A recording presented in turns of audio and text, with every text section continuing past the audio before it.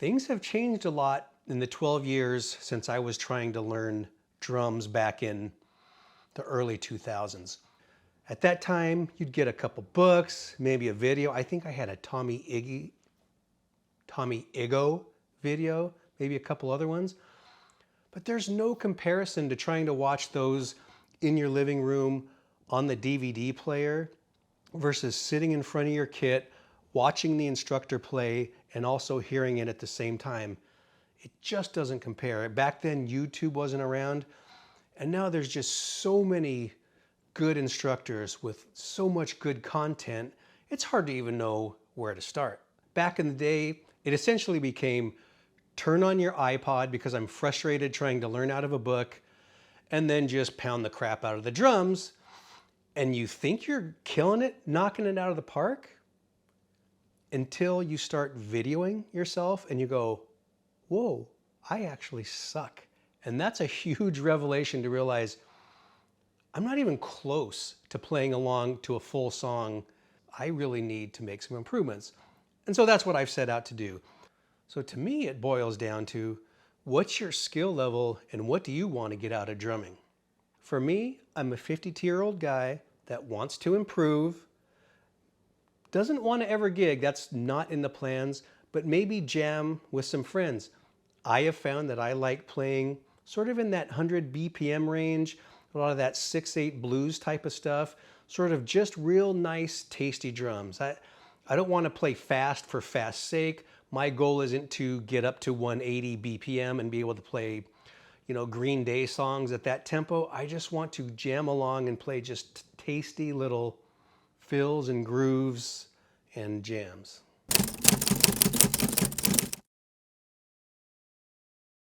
So as I started looking at the YouTube landscape, I sort of thought, in order to get where I want to get, what are the things I want to work on? And it became pretty clear for me it was hands, feet, and then grooving and fills in that order.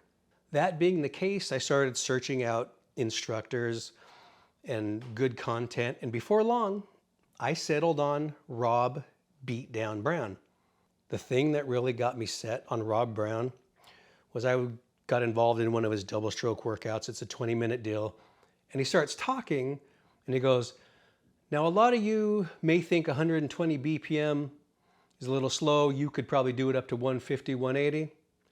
We're real proud of you. Sure, the ladies love you.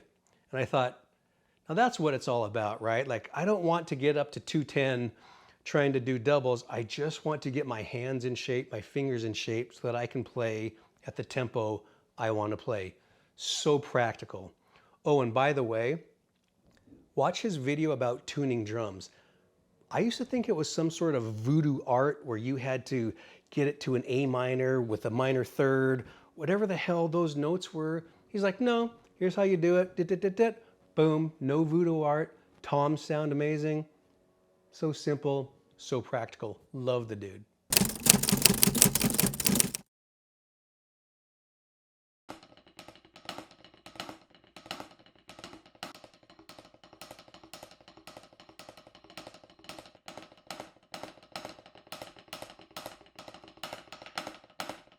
I always used to think rudiments were just something that was more oriented towards marching band.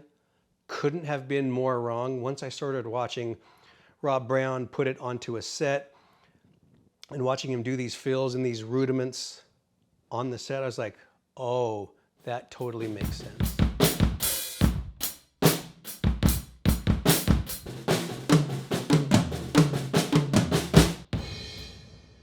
When it comes to hands, mostly it's singles and doubles, and then those in different applications. Paradiddles, double stroke rolls, 5-stroke rolls, 6-stroke rolls, triplets, but little diddles and little ghost notes to really add a little flavor to what you're trying to do.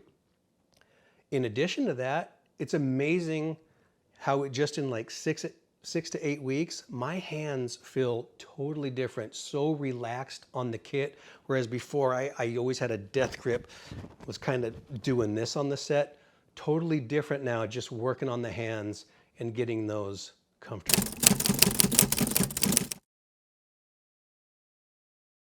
As I started to consider practicing, I tried to put it in my head, like, how would I actually do this and track this? And for me, I had success tracking all my push-up stuff. And so I came to the conclusion that I would do something similar. And here it is. Kind of hard to see on camera. But what this represents is each day has 3 boxes: hands, feet, drum and fills. And you can see yellow for me is the hands. So I know that, oh, why haven't I done hands in a while? It kind of gives me a very visual thing to let me know when I've missed something or when I haven't done it in quite some time. The other part is I'll make little notations. Oh, I did 5-stroke rolls at 100 BPM. That lets me know what I did last time. Maybe I can bump it up a few and start working to increase speed just a little. That's been super effective for me in tracking what it is I want to do.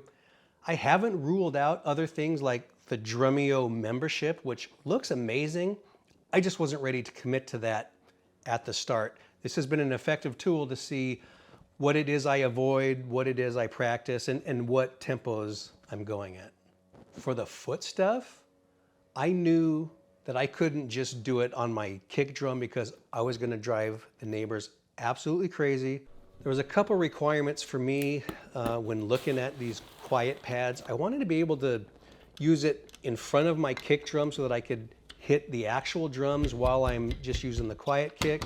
And then also being in my office so that when I do have a break, I can take 15 minutes and just do the kick. And it's been a great tool for me to utilize.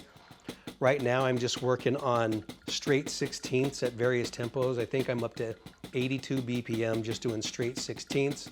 Really trying to develop that little shin muscle up front because it just burns when I sit there and do straight 16ths. Made a lot of improvements in just 8 weeks. Really happy with that as a tool.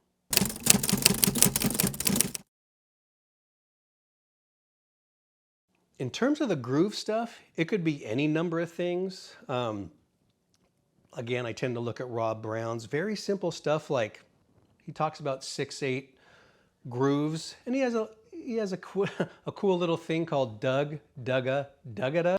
It's a little something like this.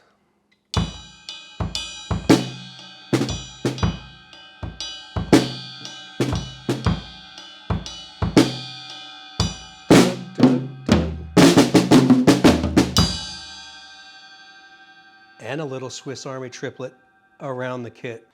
Check it out. He claims you can do about 100 different drum fills just based off Dugga, Duggada. And I think he's right. It's a very simple notation, and it's just a lot of things that he does to just get you playing on the kit. Don't be afraid to make mistakes. Just get on there and flow and take these rudiments you've been working on and apply those in a groove situation. So that's how I've been doing it. Again, it's been about 6 to 8 weeks. Feel like I'm making improvements.